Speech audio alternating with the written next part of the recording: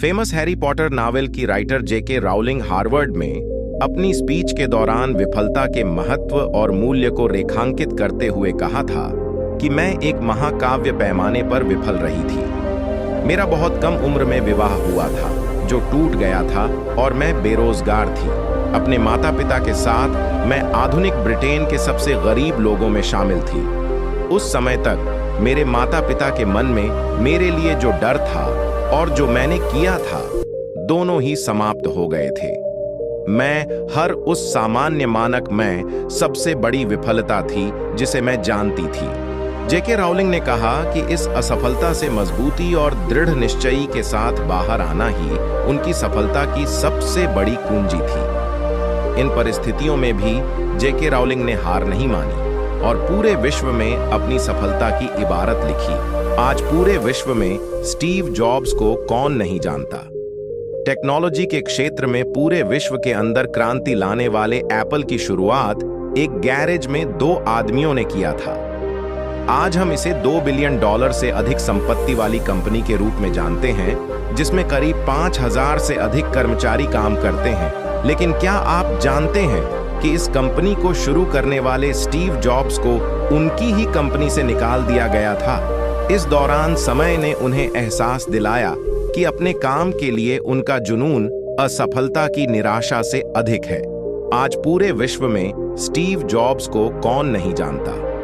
Technology के क्षेत्र में पूरे विश्व के अंदर क्रांति लाने वाले एप्पल की शुरुआत एक गैरेज में 2 आदमियों ने किया था।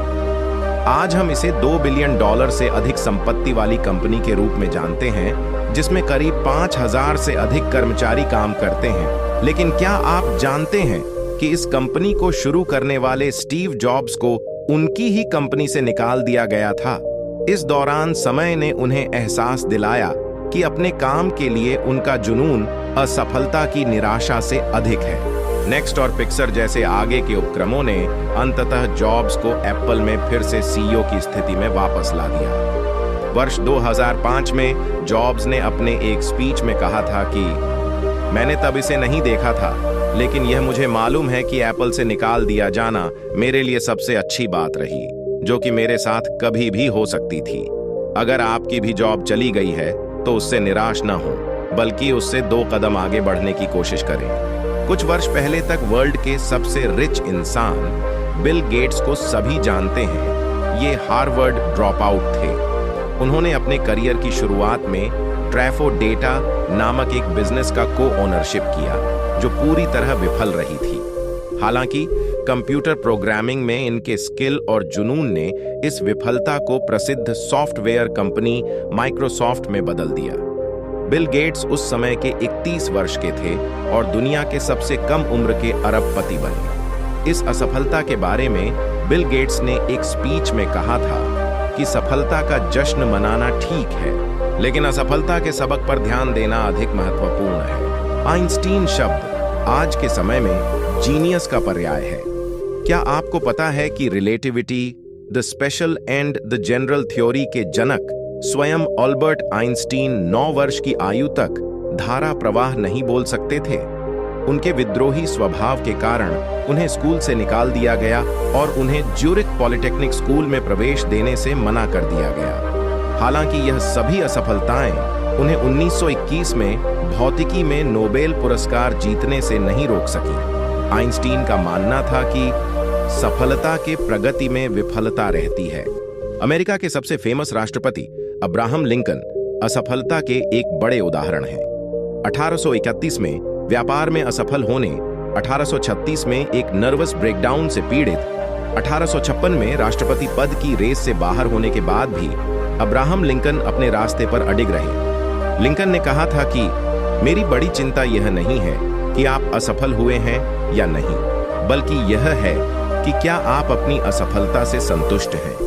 लिंकन को 1861 में संयुक्त राज्य अमेरिका के 16वें राष्ट्रपति के रूप में चुना गया था। वे अमेरिका के सबसे पॉपुलर राष्ट्रपति माने जाते हैं। बास्केटबॉल दिग्गज प्लेयर माइकल जॉर्डन ने नाइके कंपनी के एक विज्ञापन में कहा कि मैंने अपने करियर में 9,000 से अधिक शॉट गंवाए हैं। मैंने लगभग 300 गेम गंवाए हैं, 26 बार। मुझ पर गेम जीतने वाले शॉट लेने के लिए भरोसा किया गया और मैं चूक गया।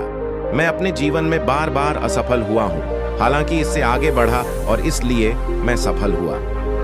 सभी को यही लगता है कि जॉर्डन का बास्केटबॉल स्किल नेचुरल टैलेंट था, लेकिन क्या आपको पता है कि अपने शुरुआती वर्षों में जॉर्डन के बास्केटबॉल कोचों को इस बात की सबसे ज्यादा परेशानी थी कि जॉर्डन अपनी न्यूनतम ऊंचाई तक भी नहीं पहुंच पा रहे।